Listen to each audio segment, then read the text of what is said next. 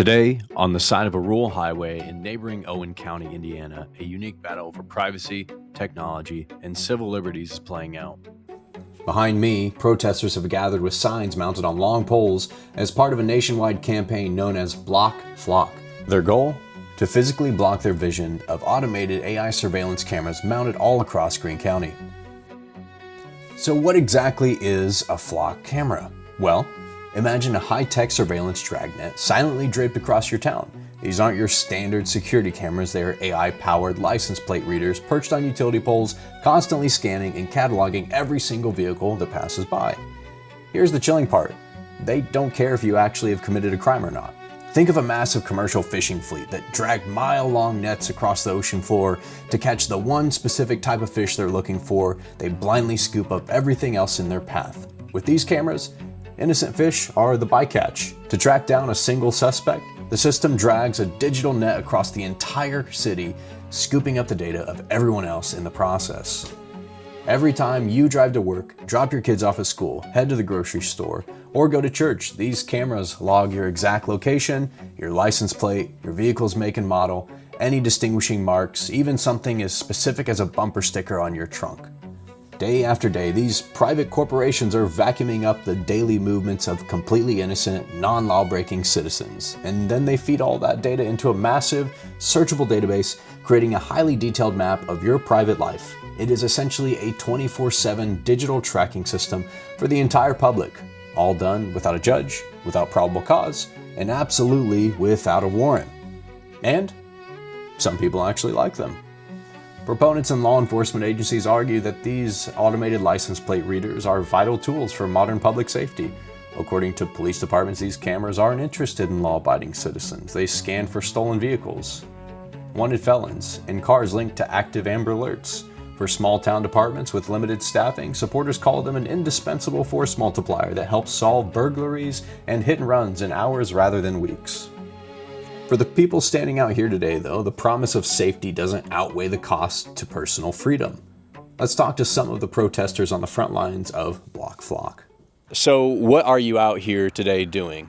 Well, of course, we're protesting Flock, but we're more than anything else, we're protesting the mass surveillance system that's going into place. We can see it going up all around us. As far as we're concerned, it's a violation of our Fourth Amendment rights. What, in your own words, are flock cameras doing, and why is it such a problem in your perspective? Tracking, tracing everybody, and storing the information essentially forever. What started this in a short sense? Why are you out here today? What led us here today is we're sick and tired of the things that are going on. We just celebrated the 4th of July a few weeks ago. I don't know if anybody remembers that or not, but here we are, shooting off fireworks and celebrating freedom while we're being spied on by the government. Flock cameras are not only license plate readers, they have AI that tracks the license plate, make and model of your vehicle. Any imperfections, like, okay, I have a ladder rack on mine and the bumper's rusted through, you know. It's government surveillance and it's warrantless. So would it be fair to say that you view these flock cameras as an erosion of those Fourth Amendment rights, of what's going on, similar to what happened during COVID? Absolutely. I mean, it's a slippery slope and we're sliding down the hill, guys. Every infringement's a problem. We need to start working our way back towards the Constitution and stop letting our rights erode. That's what it boils down to in my book. There's a couple different views for those who seem to be against it. They either want a warrant to be required to access this information or to get rid of them altogether.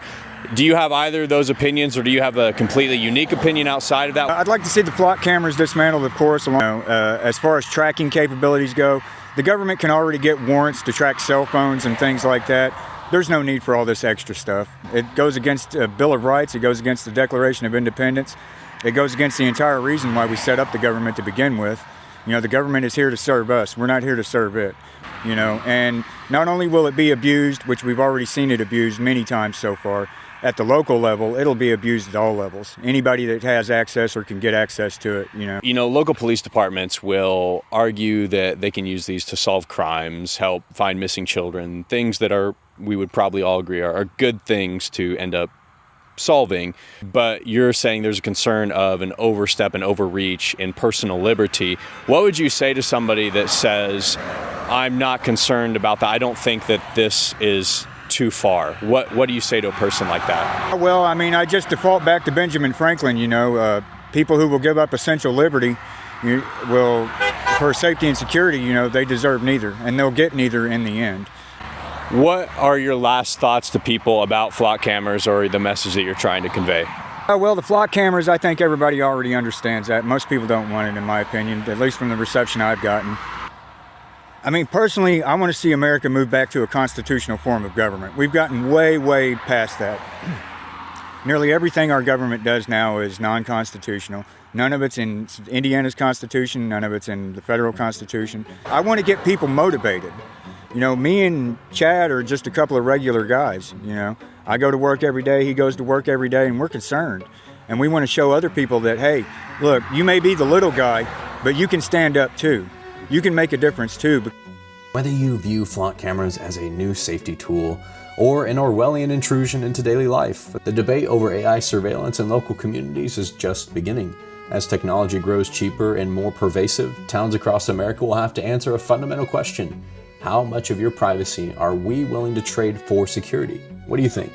Let me know in the comments below, and don't forget to like and follow. Thanks for watching.